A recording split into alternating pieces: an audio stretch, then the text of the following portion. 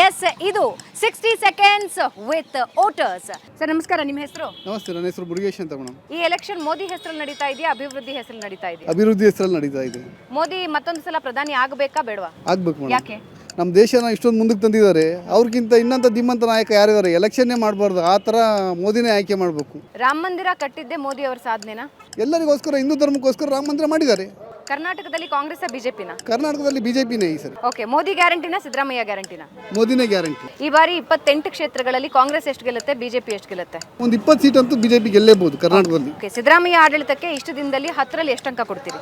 10 ನಾನೊಂದು 5 ಅಂಕ ಕೊಡ್ತೀನಿ ಮೇಡಮ್. ಓಕೆ, JDS ಬಿಜೆಪಿ ಮೈತ್ರಿ ವರ್ಕೌಟ್ ಆಗುತ್ತಾ? ಆಗುತ್ತೆ ಮೇಡಮ್. ರಾಹುಲ್ ಗಾಂಧಿ ಪ್ರಧಾನಿ ಆಗ್ಬೇಕಾ ಬೇಡವಾ? ಬೇಡ ಮೇಡಮ್. ಯಾಕೆ?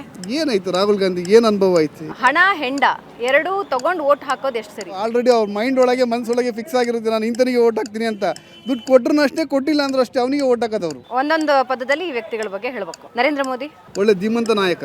ರಾಹುಲ್ ಗಾಂಧಿ 0 ಸಿದ್ದರಾಮಯ್ಯ ಸಿದ್ದರಾಮಯ್ಯವರು ಏನು ಅಂತ ಅನುಕೂಲ ಮಾಡಿಲ್ಲ ಮೇಡಮ್. DK ಶಿವಕುಮಾರ್ ಶಿವಕುಮಾರ್ ರಾಜಕೀಯಕ್ಕೋಸ್ಕರ ಹೊಡೆದಾಡ್ತಿದ್ದಾರೆ, ಇನ್ನೂ ಅಭಿವೃದ್ಧಿ ಆಗ್ತಿಲ್ಲ.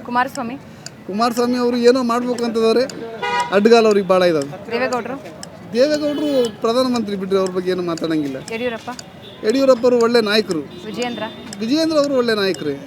Thank you.